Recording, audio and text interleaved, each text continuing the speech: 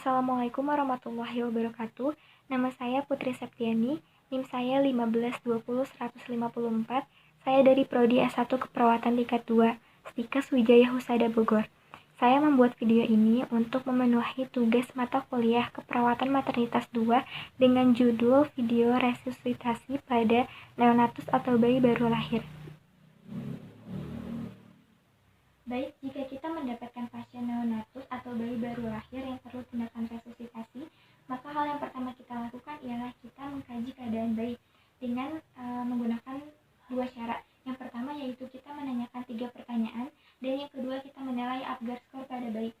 Di mana 3 pertanyaan ini, yang pertama ialah kita menanyakan apakah bayi lahir dengan cukup bulan, yang kedua kita menanyakan apakah bayi menangis dan bernafas, dan yang ketiga kita menanyakan apakah tonus otot bayi normal atau tidak. Jika terdapat jawaban tidak dari 3 pertanyaan, maka kita harus melakukan tindakan lebih lanjut kepada bayi. Baik, pertama-tama yang kita lakukan ialah kita yang menyalakan oximeter dan infowarmer untuk menghangatkan bayi.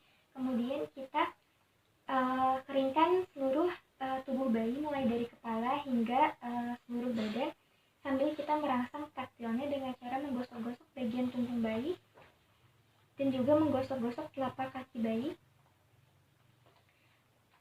sambil kita sentuh perlahan-lahan. Jika bayi masih belum merespon, melakukan pemberian ventilasi tekanan positif pada bayi. Sebelum itu kita harus memeriksa terlebih dahulu apakah jalan nafas bayi terdapat gangguan maupun sekret atau cairan. Jika terdapat gangguan maupun sekret pada jalan nafas bayi, maka kita harus melakukan suction terlebih dahulu sebelum kita melakukan pemberian ventilasi tekanan positif. Baik, pada bayi ini tidak terdapat cairan maupun sekret di jalan nafasnya, sehingga kita tidak perlu melakukan tindakan suction. Setelah itu, kita lakukan pemeriksaan terlebih dahulu denyut jantung bayi.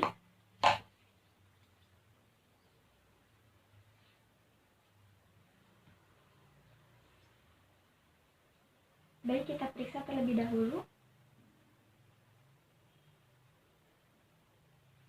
Baik, pada pasien ini denyut jantungnya kurang dari 100 kali per menit, maka kita harus melakukan tindakan pemberian ventilasi tekanan positif pada bayi.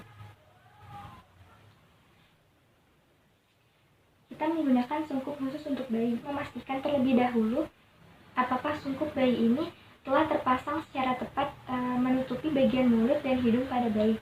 Jangan sampai terdapat lubang atau rongga pada sungkup, sehingga tekanan positif yang diberikan bisa optimal.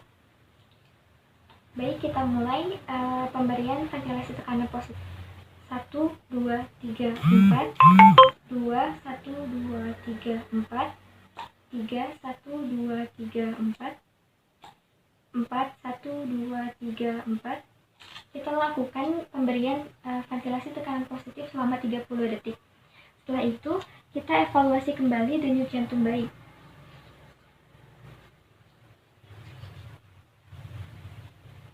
Kita evaluasi selama 6 detik. Baik, hasilnya pada pasien ini tekanan denyut jantungnya masih kurang dari 100 kali per menit, sehingga kita harus melakukan pemberian ventilasi tekanan positif kembali.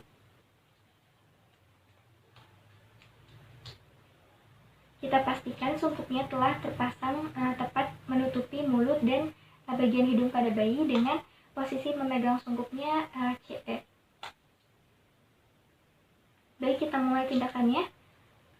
1, 2, 3, 4 2, 1, 2, 3, 4 3, 1, 2, 3, 4 4, 1, 2, 3, 4. Kita lakukan selama 30 detik.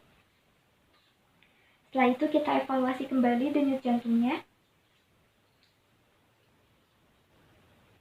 Pada pasien ini, denyut jantungnya masih kurang dari 100 kali per menit. Bahkan jika pasien mengalami denyut jantung kurang dari 60 kali per menit, maka kita bisa mempertimbangkan untuk melakukan tindakan kompresi dada yang dilakukan simulan dengan pemberian ventilasi tekanan positif, di mana kompresi pada dada ini kita lakukan menggunakan 2 ibu jari. 2 ibu jari kita letakkan di antara 2 garis bayang puting di atas prosesus sifeodeus, sedangkan 4 jari lainnya kita letakkan di belakang punggung bayi.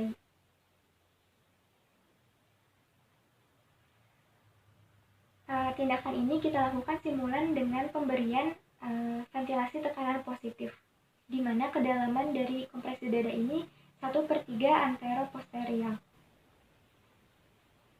1, 2, 3, 4. 2, 1, 2, 3, 4. 3, 1, 2, 3, 4. 4, 1, 2, 3, 4.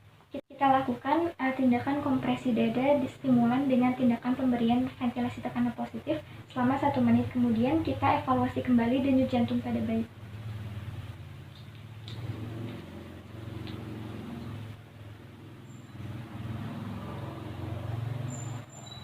Baik, setelah kita evaluasi, ternyata denyut jantungnya sudah membaik atau di atas 60 kali per menit. Jadi jika denyut jantungnya sudah membaik di atas 60 kali per menit namun masih di bawah 100 kali per menit, maka kita bisa memberhentikan tindakan kompresi dada dan melanjutkan untuk pemberian ventilasi tekanan positif. Namun jika setelah dievaluasi denyut jantung bayi masih kurang dari 60 kali per menit, maka kita bisa mempertimbangkan untuk melakukan tindakan selanjutnya, yaitu pemasangan ET atau intubasi pada bayi. Jika diperlukan, kita bisa mempertimbangkan untuk pemberian obat-obatan pada bayi dengan rute di vena umbilikalis. Baik, sekian video resusitasi pada neonatus atau bayi baru lahir. Kurang dan lebihnya mohon maaf. Wassalamualaikum warahmatullahi wabarakatuh.